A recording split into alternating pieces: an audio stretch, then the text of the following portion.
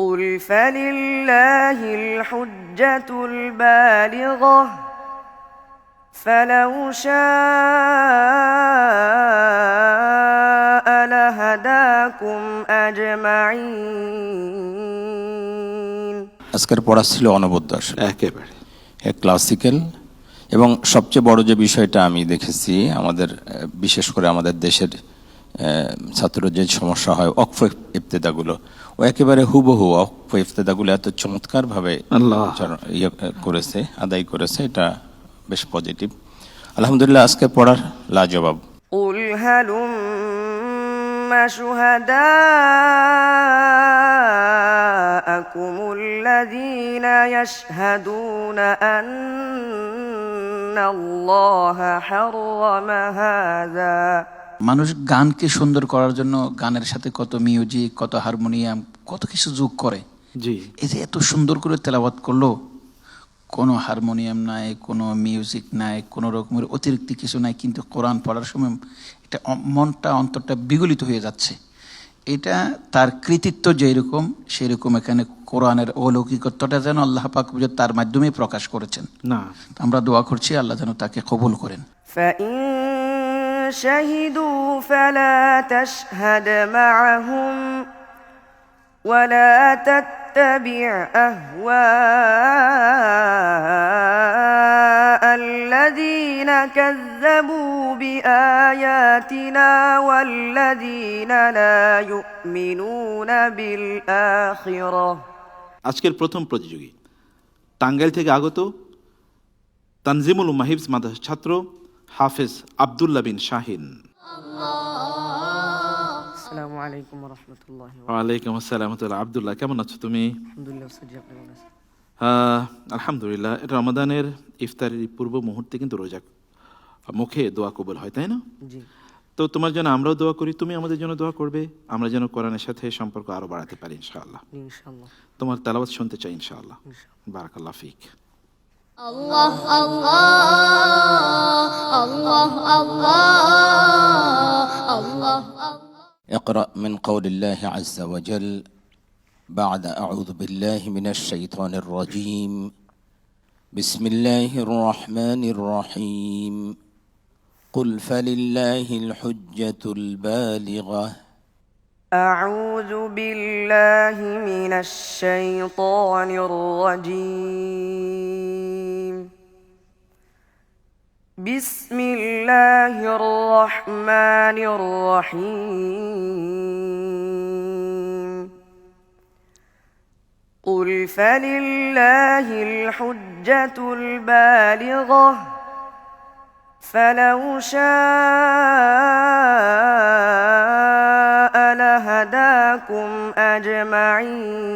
أجمعين قل هلم شهداءكم الذين يشهدون أن الله حرم هذا فإن شهدوا فلا تشهد معهم ولا تتبع أهواء الذين كذبوا بآياتنا والذين لا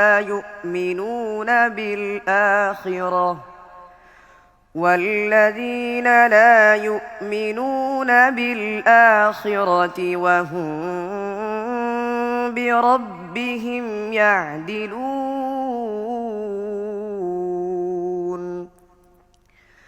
قل تعالوا أتل ما حرم ربكم عليكم ألا تشركوا به شيئا وبالوالدين إحسانا ولا تقتلوا أولادكم من إملاق نحن نرزقكم وإياهم ولا تقربوا الفواحش ما ظهر منها وما بطن ولا تقتلوا النفس التي حرم الله إلا بالحق ذلكم وصاكم به لعلكم تعقلون ولا تقربوا مال اليتيم إلا بالتي هي أحسن حتى يبلغ أشده وأوفوا الكيل والميزان بالقسط لا نكلف نفسا إلا وسعها وإذا قلتم فاعدلوا ولو كان ذا قربى وبعهد الله أوفوا ذلكم وصاكم به لعلكم تذكرون وأن هذا صراطي مستقيما فاتبعوه ولا تتبعوا السبل فتفرق بكم عن سبيله ذلكم وصاكم به لعلكم تتقون حسبك. صدق الله العظيم. الله আল্লাহু আকবার, মাশাআল্লাহ, সালাম। অসাধারণ অসাধারণ। আল্লাহু আকবার। মানে সে খলিল হোসারিকে আমার মনে হচ্ছে যেন আজকে অবিকল নকল করেছে। মাশাআল্লাহ, আপনি চমৎকার বলেছেন। আজকের পড়া ছিল অনবদ্য, আসলে একেবারে ক্লাসিক্যাল। এবং সবচেয়ে বড় যে বিষয়টা আমি দেখেছি আমাদের, বিশেষ করে আমাদের দেশের ছাত্রদের যে সমস্যা হয় ওয়াকফ ইফতেদাগুলো, ও একেবারে হুবহু ওয়াকফ ইফতেদাগুলো এত চমৎকারভাবে আল্লাহ করেছে, আদায় করেছে, এটা বেশ পজিটিভ। আলহামদুলিল্লাহ, আজকে পড়ার লাজবাব, একেবারে চমৎকার পড়েছো। লা তালিকা আলাইহা, লা তালিক আলাই, না লা সামনে তালিকা আরো- আলা কিরাআতিহি আল-ইয়াউম। সামনে আরো ভালো করতে হবে, ইনশাআল্লাহ। আরো ভালো করতে হবে ইনশাল্লাহ। আমরা তোমাদেরকে শুধু এই মঞ্চে নয়, তোমাদেরকে আমরা বিশ্ব মঞ্চে দেখতে চাই, এবং বাংলাদেশের জন্য তোমরা অনেক গৌরব বয়ে আনবে, সেই আশা আমরা তোমাদের কাছ থেকে করে। আল্লাহ কবুল করে নিন। আল্লাহুম্মা আমিন, আল্লাহুম্মা আমিন। জাযাকুমুল্লাহ খাইর। সত্যি ভাইয়া, তুমি যখন তেলাওয়াত করছিলে তখন আমার মনেও যে অন্যান্য কথা ছিল এগুলো সব স্তব্ধ হয়ে গিয়েছিল। চারিদিকের বাতাস মনে হচ্ছে যেন স্তব্ধ হয়ে গিয়েছিল তোমার তেলাওয়াত শুনতে শুনতে। আবাহরাতনি তেলাওয়াতুহু, না, মাশাআল্লাহ। কিন্তু একটি আমার বিষয় আছে এখানে, সেটা হলো মানুষ গানকে সুন্দর করার জন্য গানের সাথে কত মিউজিক, কত হারমোনিয়াম, কত কিছু যোগ করে। জি, এই যে এত সুন্দর করে তেলাওয়াত করলো, কোনো হারমোনিয়াম নাই, কোনো মিউজিক নাই, কোনো রকমের অতিরিক্ত কিছু নাই, কিন্তু কোরআন পড়ার সময় এটা মনটা, অন্তরটা বিগলিত হয়ে যাচ্ছে।